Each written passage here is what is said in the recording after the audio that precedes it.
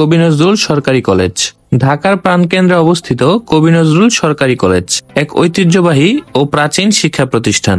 1874 সালে প্রতিষ্ঠিত এই কলেজটি প্রথমে ঢাকা মাদ্রাসা নামে যাত্রা শুরু করে এবং পরবর্তীতে 1972 সালে জাতীয় কবি কাজী নজরুল ইসলামের নামে কলেজটির নামকরণ করা হয় কবি নজরুল কলেজ।